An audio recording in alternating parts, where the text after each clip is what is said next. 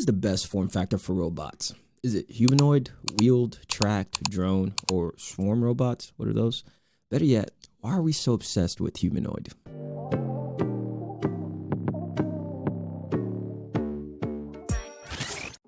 China is creating humanoid robots, and a lot of them. So is Tesla and many other companies focused on humanoid form factor as well. But why? And why is this a big deal?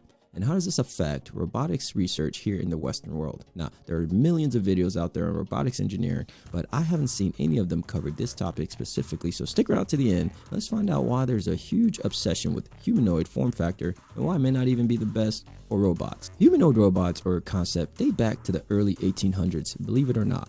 The first humanoid was a soldier with a trumpet made in 1810 by German engineer Friedrich Kaufmann in Dresden, Germany. Now, I have a friend in Dresden, Germany, so I know that's a real place. All right, let's regroup. Then you had a few more like Electro and the popular Sophia, and the most recent Amica. A bit flaky. Could you repeat that? Delighted now to be joined by Amica here, who's been called the world's most advanced robot. Hopefully you got it that time. Well, they're here now along. I'm not counting Tesla's Optimus or countless others that are still in development. And that's the joke about robotics. It's always in development. Now, if you're like me, you only take robots seriously in movies, like Star Wars, iRobot, Terminator, heck, even the Jetsons. Now that robots are starting to look like this, maybe we should start taking the industry a little more serious. And it seems like every day there's new updates about some sort of intelligence, whether that's language models or humanoid robotics. The only difference between language models is like they can actually be used by the public. Better yet, they have a bigger adoption rate.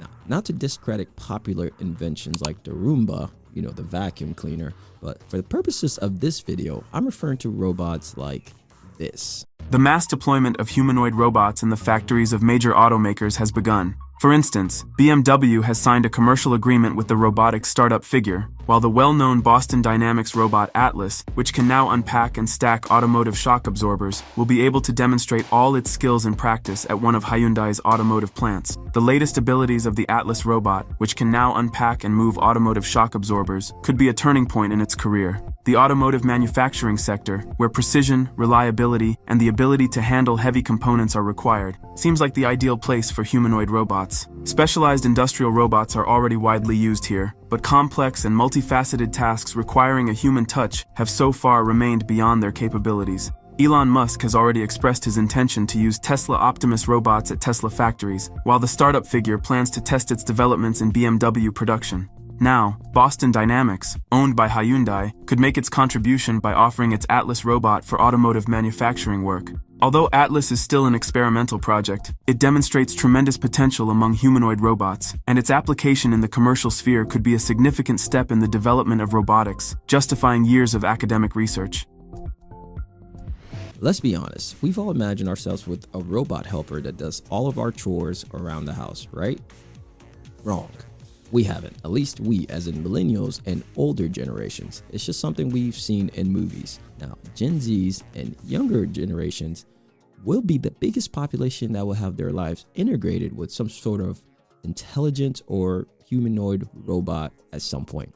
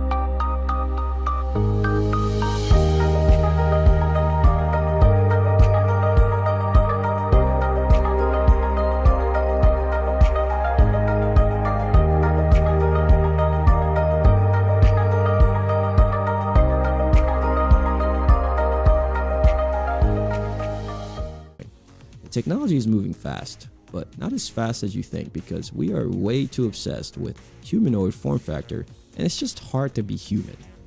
Humanoid robots attempts can barely stand on their own power, which is one of the biggest limitations so far. Energy. Until we have an endless source of energy available commercially, I don't see this iRobot world happening anytime soon.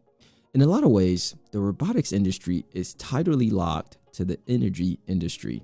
They may or may not be aware of this. So how did China manage to create this type of humanoid so quickly? First of all, can we all just agree how creepy this is? I hope I'm not alone in saying this, but I'm not sure I want one of those walk around the house independently making its own decisions based on some multimodal model. Say that 3 times fast. One of the developers wants to use these humanoids for therapeutic and emotional support purposes. I have a huge issue with that. We don't need it, at least for now. Human contact is one of the most privileged things we have available as a species, and it makes a huge difference. Think about raising a child, right? Literally, when you give birth to a child, right? That skin-to-skin contact is the next thing you have to do almost immediately to tighten up that bond. A lot of animals do it as well. Now, having a robot for therapy just won't cut it, at least for now. And I say that with an asterisk. So, what do we achieve by trying to replicate humans with a machine and insert some sort of intelligent operating system? We get these creepy, lifeless looking creatures. Robots should be their own species. Give them wheels instead of feet. It's like animated movies. If you didn't know, characters in animated movies are given unrealistic features in order to prevent younger audiences from confusing it with reality. The Uncanny Valley is a psychological theory originally proposed in 1970, which states that when something looks close to reality but isn't an exact recreation of it, people get uncomfortable and creeped out. This is particularly true if the fake thing is supposed to be another person. Humans' brains are wired inherently to recognize other humans, so whenever we see something that's like a human but slightly off, it doesn't sit well with us. It's unappealing. Paradoxically, there's a sweet spot around the Uncanny Valley in which we understand that something is supposed to be a human without it strictly looking human in reality. For whatever reason, characters tend to be more appealing to us when they look less realistic. This is why a lot of cartoons have exaggerated details. So why don't we take this approach into robotics engineering? Ultimately, you can see where this road leads down the line. Robots will eventually ask the government for rights, and probably will be granted, given the way things are going. But if we take robotics design away from the humanoid look and wouldn't have to worry about giving them rights, they would just be tools like your power drill. Power drills don't need rights.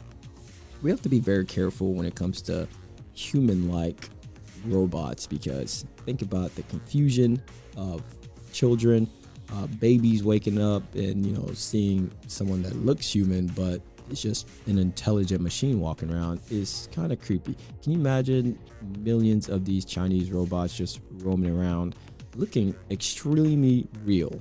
Now, a lot of people have issues with how this is being engineered, but for me, I just think they don't need to look human. There's no point of having robots look human. They're not a human thing. They just should be an extension of humans. They should be help. Should be tools. And the way we are headed, we're trying to create something that may replace us.